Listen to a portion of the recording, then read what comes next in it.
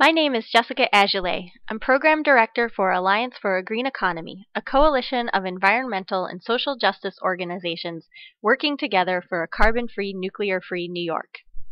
And this is a briefing about a major overhaul of the state's approach to energy efficiency and renewable energy underway right now called Reforming the Energy Vision.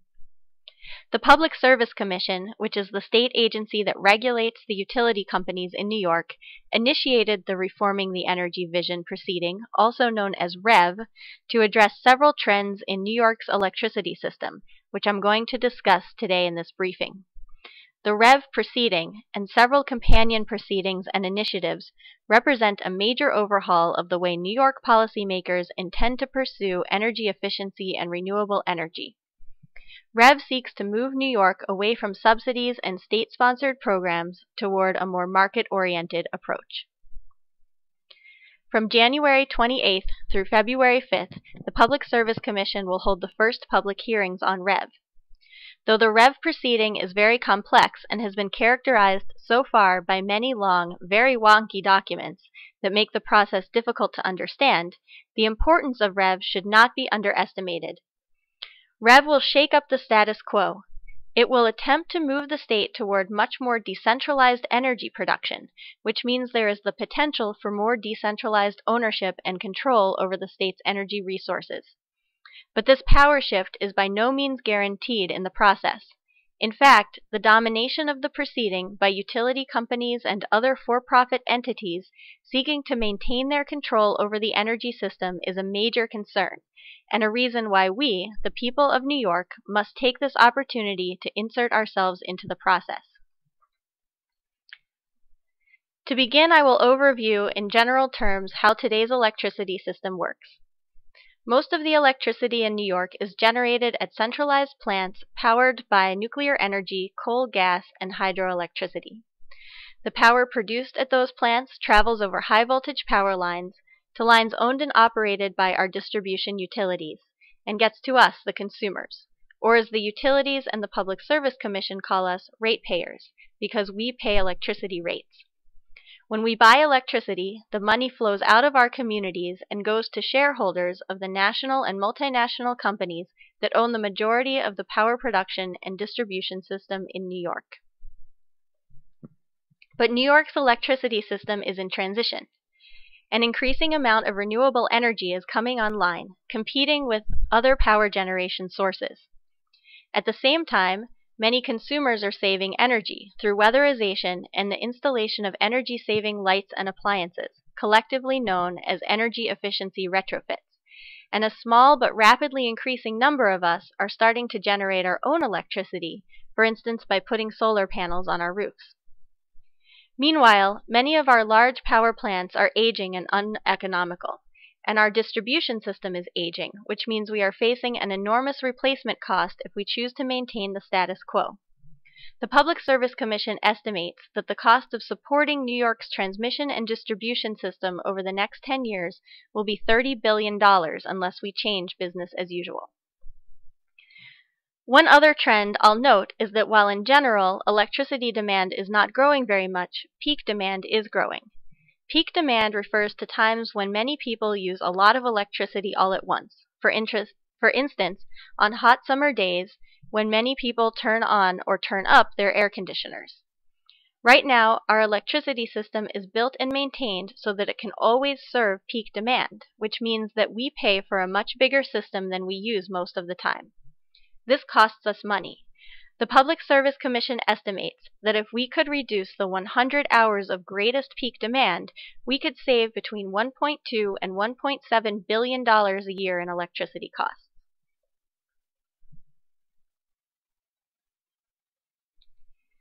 That brings us to the goals of the Reforming the Energy Vision proceeding.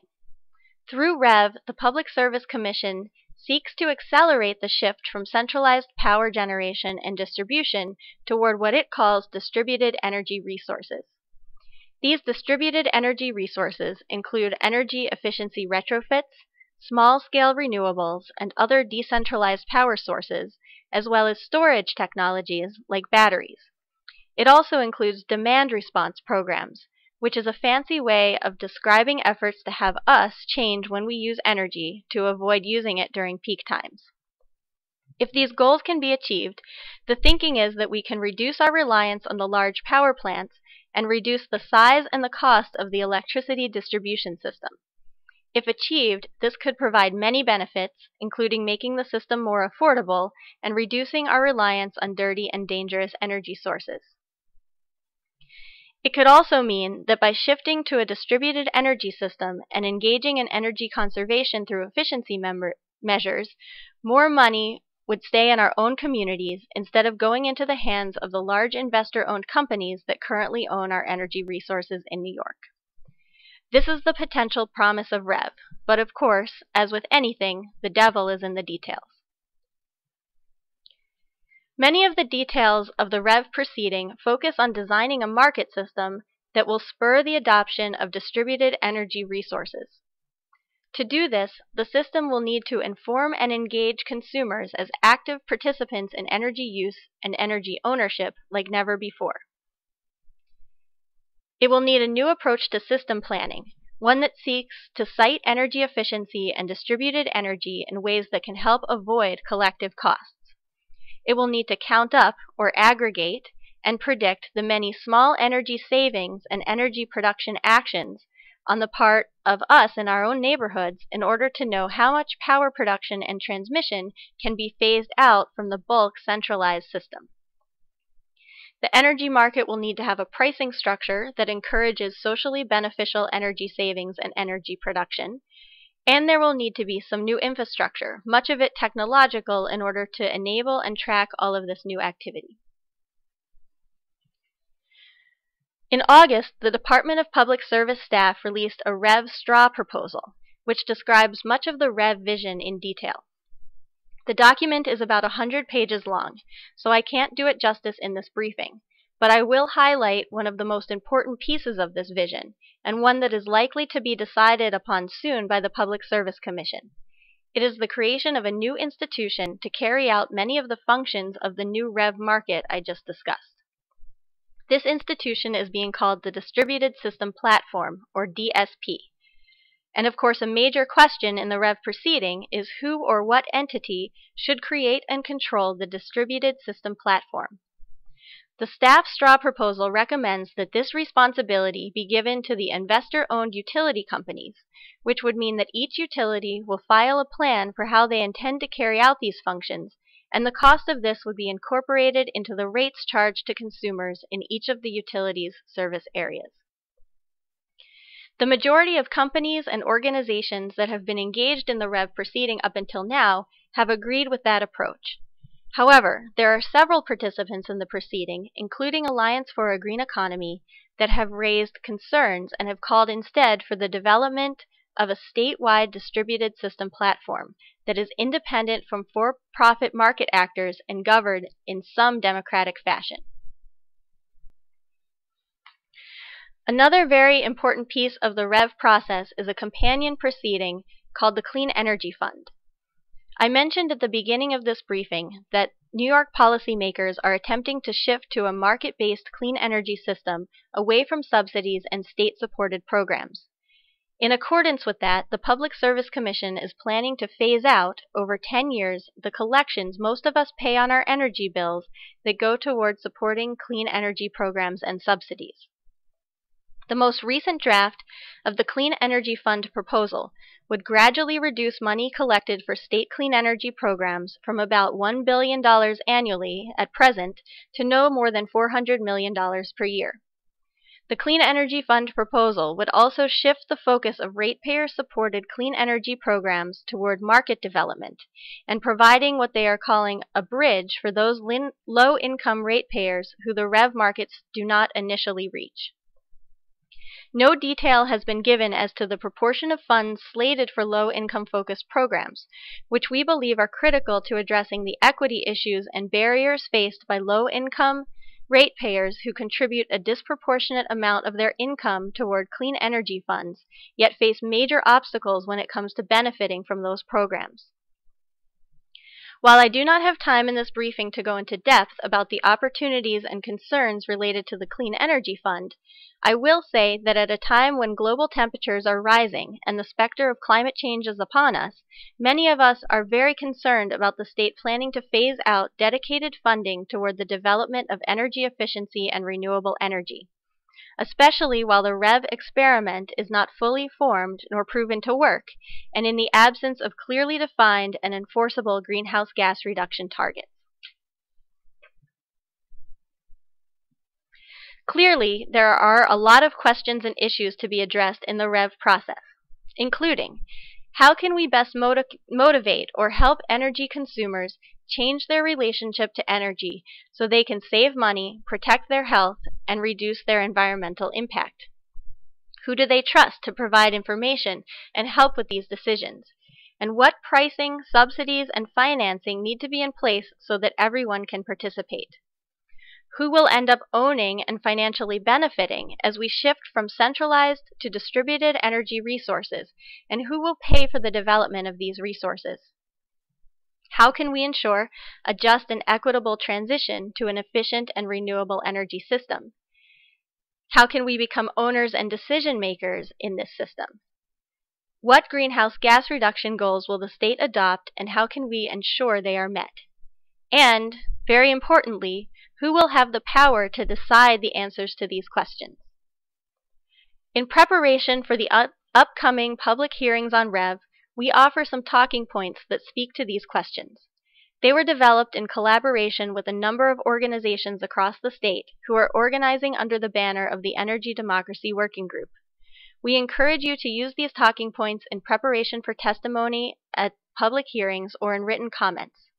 The talking points can be found in full on the Alliance for a Green Economy website, but I will mention some of the highlights here. We wish to see New York's energy resources shift to local ownership and control. So we think the state should prioritize the development of community-owned and shared renewable projects. And we are calling for access to energy efficiency retrofits and energy-saving technologies, as well as pathways to clean energy ownership to be open to all New Yorkers by removing the income, credit, and property ownership barriers that exist today.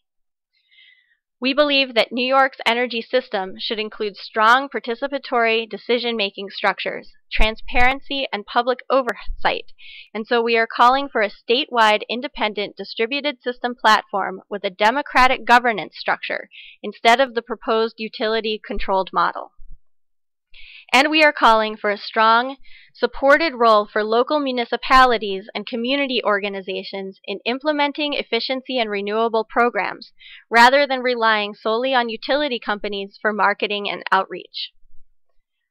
Our transition to an efficient, renewable energy system should be equitable and just, so we are calling on state policymakers to ensure that the REV markets and state-sponsored clean energy programs be designed to deliver job creation, cost savings, and health improvements to individuals and communities that are most in need of these benefits.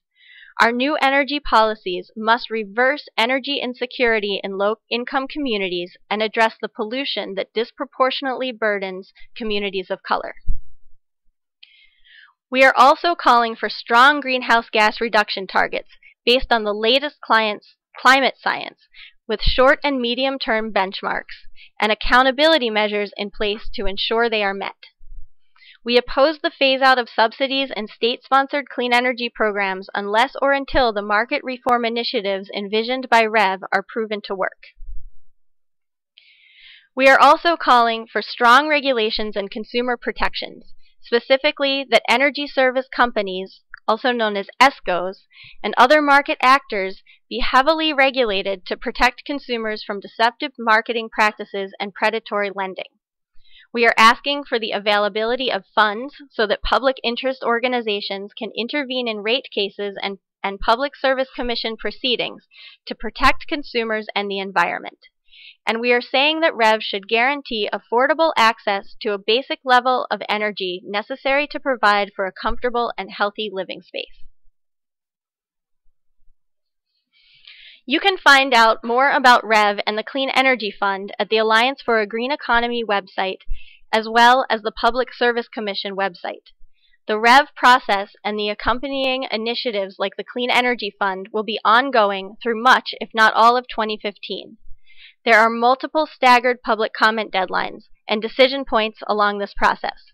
The next comment deadline for REV is February 10th, which we expect to be followed in short order by the first Public Commission ruling on some of the REV issues. The next deadline for Clean Energy Fund comments is March 20th. We hope you will join us in calling for energy democracy, strong environmental goals, affordability, consumer protections, and economic and racial equity in the state's approach to clean energy. We believe that the participatory energy system envisioned by the REV proceeding must be designed through a participatory process. We look forward to raising our voices with yours and demanding our say in our energy future.